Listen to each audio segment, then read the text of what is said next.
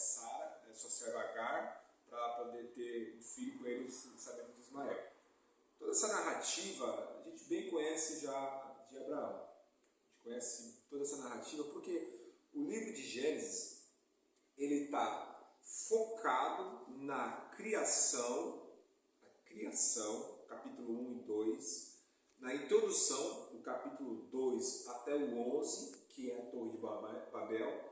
12 inicia os patriarcas, Abraão, Isaac, Jacó e José. Então o livro de Gênesis, bem rapidamente, resumindo, ele está nesse sentido, para narrar a criação e os patriarcas e o pai da fé e o povo onde seria a nação de Israel, que sairia o nosso Salvador.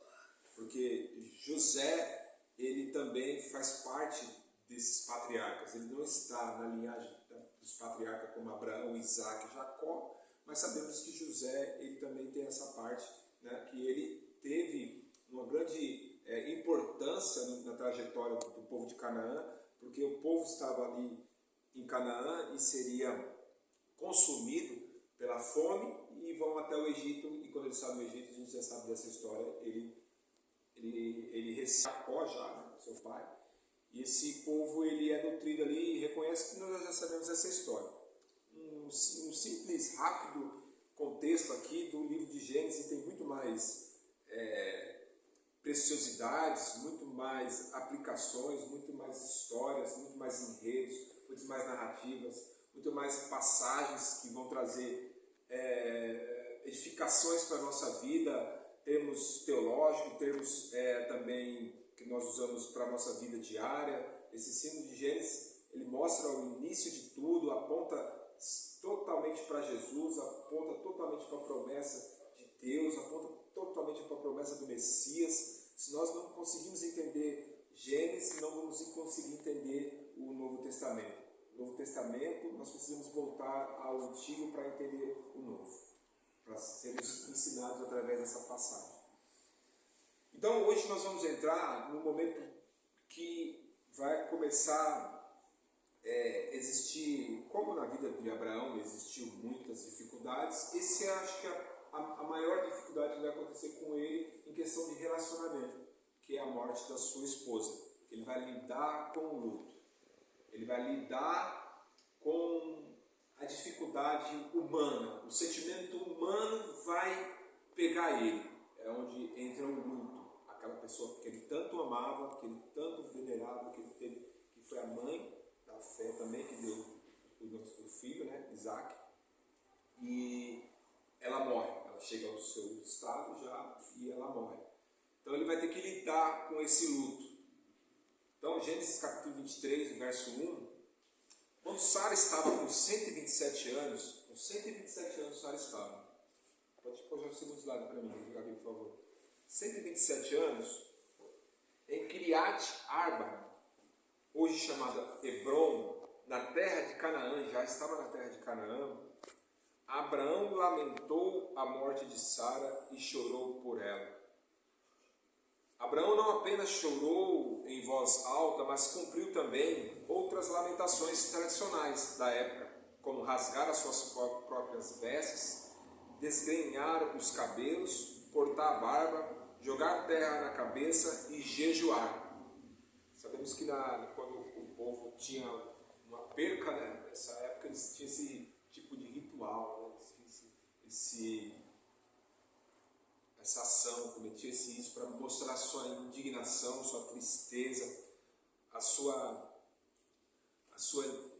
profunda tristeza de perca, de você perder alguém que você tanto amava, estava do seu lado, tinha andado com você todo esse período, toda essa trajetória, passado por tantas situações adversas, passado por momentos tão difíceis. Ele vai ter que lidar com a fé, a fé extraordinária e a ação ordinária, mas na mesma hora. Bem, eu sou o pai da fé, eu tenho um processo, eu tenho um propósito, eu tenho que caminhar, mas a minha esposa me deixou. Com Como lidar com as percas no momento de propósito em que você está avançando. Como lidar com a dor no momento que você está avançando e você está num propósito. Como você separar a sua dor da fé. Como separar a sua dor da fé. Como você continuar com um propósito. Como você continuar com um objetivo ao qual o Senhor te deu em meio à tristeza e à dor. Abraão ele vai nos mostrar aqui como ele lidou com isso. Porque hoje, quando nós perdemos algum ente querido, e eu tive essa experiência com a minha cunhada, os procedimentos burocráticos são complicados de se lidar em momentos difíceis, sabe? São complicados. Vão ser sempre aquelas pessoas que estão mais fortes, entre aspas. Fortes por fora, que vão conseguir tratar esse assunto. E é muito delicado. E Abraão teve que lidar com isso porque ele teve que enterrar a sua esposa.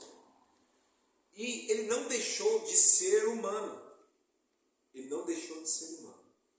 Aqui nós podemos observar que Abraão não apenas chorou em voz alta, mas ele cumpriu também as outras lamentações tradicionais.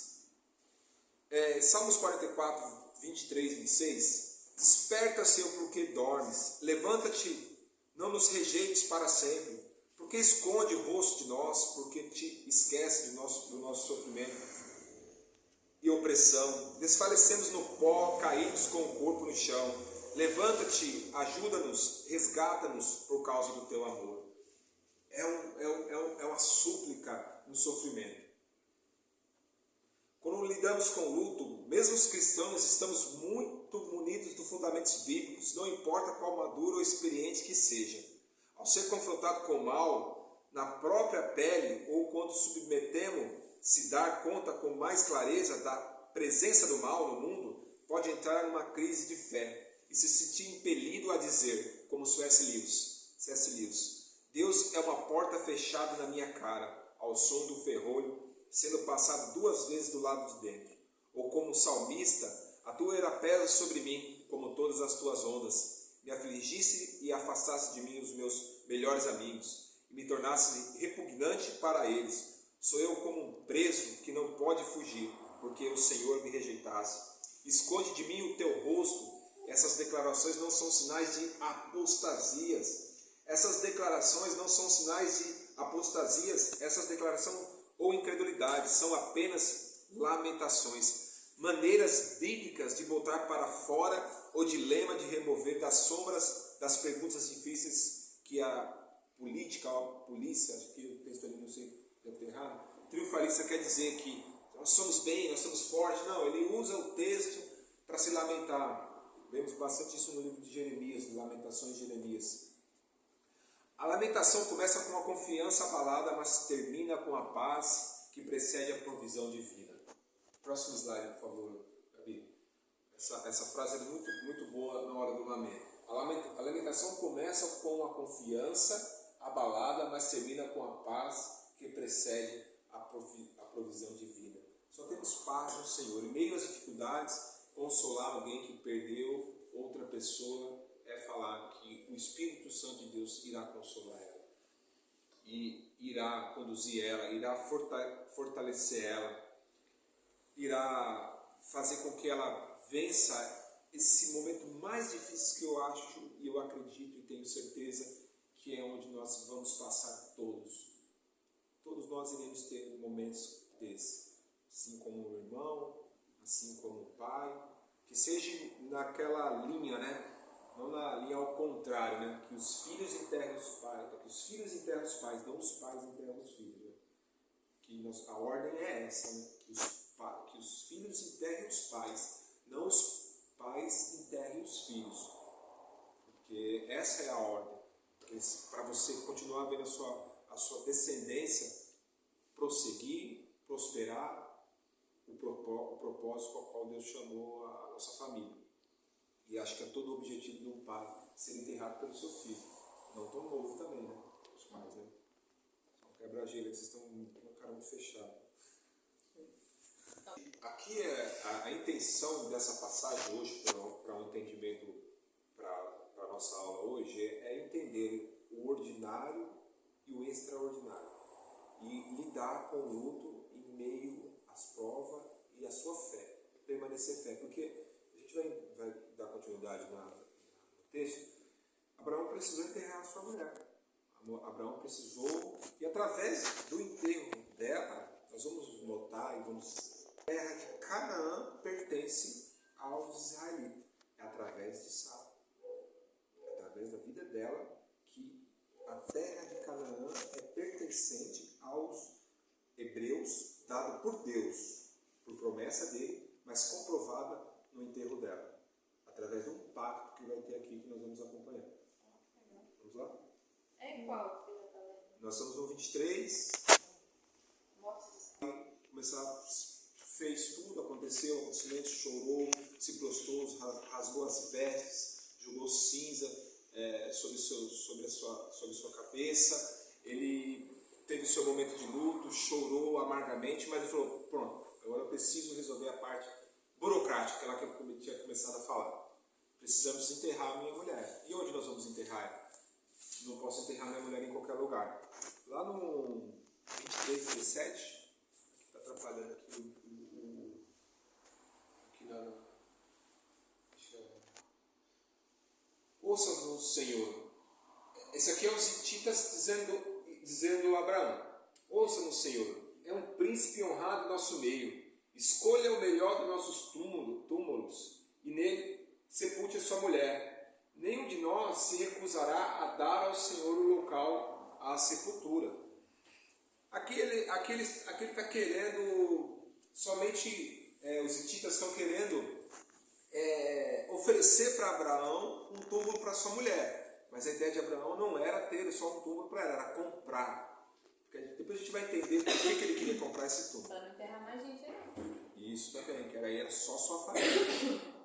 E aí vai ter um acordo ali, porque eles queriam dar, porque ele era um homem bem reconhecido, ele era um homem que tinha um nome, que tinha um prestígio sobre aqueles homens, então eles falaram, não, vamos ali ajudar ele, que mais tarde, se eu pedir algum favor, alguma coisa para ele, também eu tenho alguma coisa com ele. Efron, próximo slide, por favor.